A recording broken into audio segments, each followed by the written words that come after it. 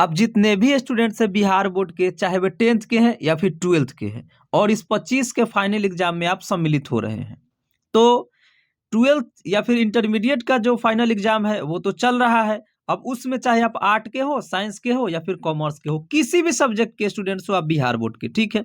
उसके साथ ही 10th यानी कि मैट्रिक के यदि आप स्टूडेंट्स हैं तो आपका भी एग्जाम 17 फरवरी से शुरू हो रहा है। तो वो आप सबके लिए मैं आज ऐसा ट्रिक दूंगा ना जो सब ट्रिक का बाप है एकदम।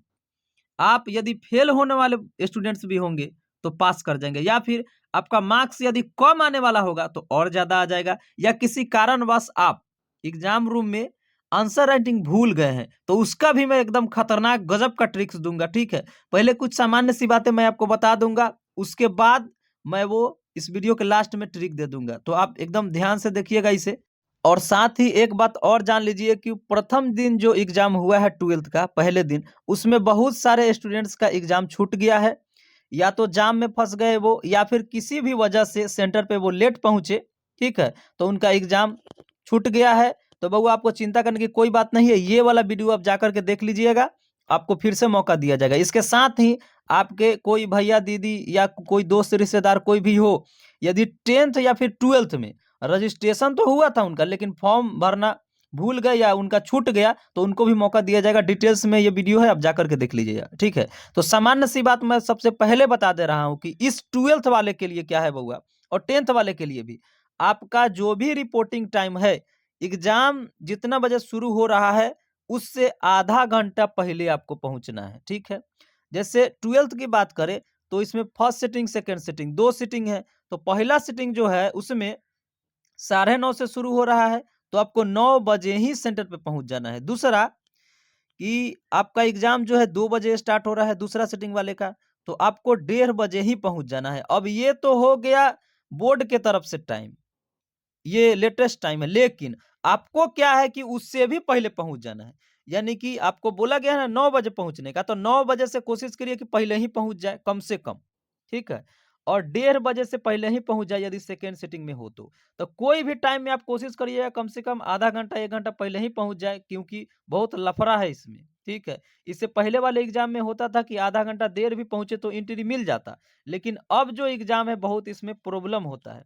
तो ये सामान्य सी बात हो गई। सबसे पहली बात है कि आपको एग्जाम सेंटर पे बउआ टाइम से पहुंच जाना है, पहले पहुंच जाना है। इसके साथ ही आपको एडमिट कार्ड ले लेना है, और उस एडमिट कार्ड में यदि काट करके किसी तरह से सुधार किया गया है, कुछ गलत हो गया था, या कुछ पेन वगैरह स्याही कुछ व्हाइटनर कुछ गड़बड़ हो गया है, फट गया है, तो आप अपना रजिस्ट्रेशन साथ में जरूर ले लेंगे, ठीक है।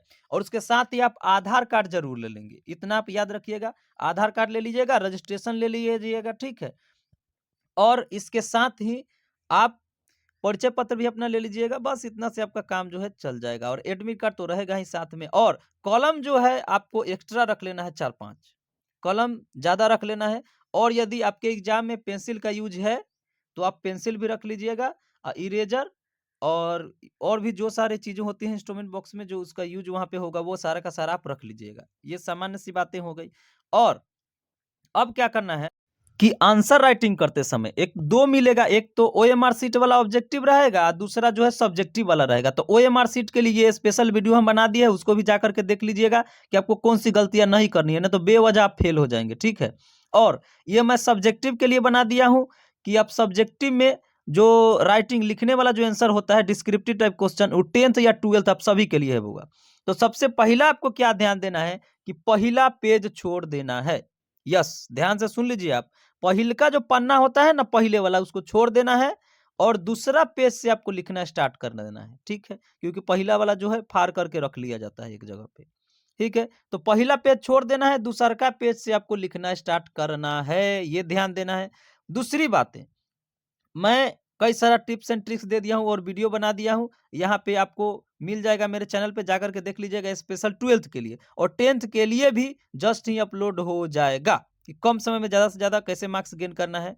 तो अब टिप्स ट्रिक्स की बात करें तो आपको जो है यदि कुछ भी याद नहीं आ रहा है, मान लीजिए चाहे आप आर्ट साइंस किसी भी सब्जेक्ट के स्टूडेंट्स हो, ठीक है, कॉमर्स, तो सब में एक सब्जेक्ट तो होता नहीं है, और साइंस में भी 3-4 सब्जेक्ट होता है, आर्ट्स में भी होता है। तो मान लीजिए मैं एग्जाम्पल के तौर पर बता रहा हूँ कि यदि आप आर्ट्स का 4-5 क्वेश्चन आप बढ़िया से तैयारी है, ठीक है, और कोई दूसरा विषय में आप एग्जाम दे रहे हैं, ठीक है, और उस विषय में 1-2 क्वेश्चन ही आपको आ रहा है और उसके बाद कुछ भी नहीं आ रहा है, तो कोई बात नहीं है बउआ, मैं बता दे रहा हूँ आपको क्या करना है, ठीक है।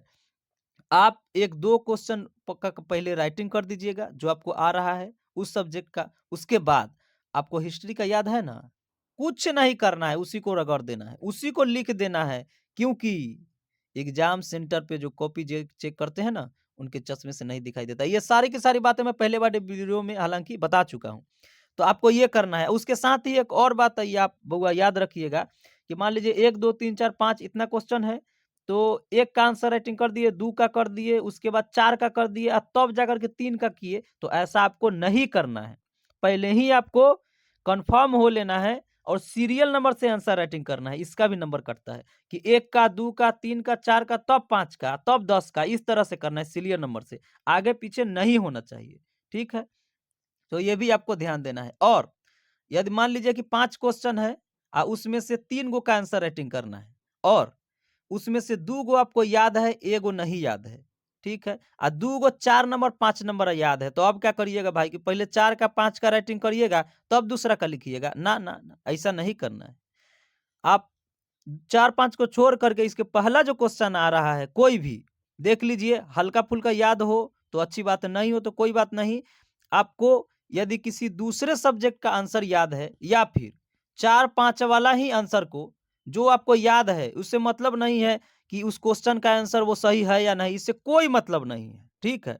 जो उसका आंसर नहीं है, आपको याद है, आपको उसी को लिख देना है। लेकिन इस तरह से लिखना है कि क्वेश्चन से आपका आंसर जो है वो मैच करना चाहिए, ठीक है? तो इस बात का केवल ध्यान रखना है कि क्वेश्चन में से कुछ ऐसे वर्ड्स को चुरा लेना है, ऐसे वाक्य को, कि उससे आपका आंसर जो है वो मैच होना चाहिए। इस तरह से आप किसी भी सब्जेक्ट का एग्जाम देने जाएँ, ठीक है? और यदि उस सब्जेक्ट की तैयारी अच्छी है तो कोई बात नहीं है, तब तो आराम से आप आंसर राइटिंग करके आइएगा। लेकिन यदि उस सब्जेक्ट में कुछ क्वेश्चन का आंसर आ रहा है, कुछ क्वेश्चन का आंसर नहीं आ रहा है, ठीक है? तो आप जो याद है किसी दूसरे सब्जेक्ट का, ये हिस्ट्री का, आप ज्योग्राफी में, ज्योग्राफी का, इकोनॉमिक्स में, कोई कुछ भी आप लिख के आ जाना है सीधे, छोड़ना नहीं है आपको। और एक बात और ध्यान रखिएगा, 10th के या फिर 12th के स्टूडेंट्स, आपको यदि 10 क्वेश्चन बनाना है तो 10 गो बना करके आइएगा। टाइम कम है तो 8 गो क्वेश्चन जो है बढ़िया से लिखिएगा और 2 गो क्वेश्चन लास्ट में कम ही पेज लिखिए, लेकिन कोशिश करिएगा सब क्वेश्चन को बना देना है, छोड़ना एक भी नहीं है, इतना आप ख्याल रखिएगा। सब क्वेश्चन को आपको बनाना है, उसका आंसर आए या नहीं आए, नहीं आए तो किस तरह से लिखना है वो तो मैंने आपको बता ही दिया कि मान लीजिए फिजिक्स का केमिस्ट्री में, केमिस्ट्री का बायोलॉजी में, बायोलॉजी का मैथ में, इस तरह से आप कर सकते हैं। और सॉरी, मैथ का थोड़ा अलग हो जाएगा, ठीक है?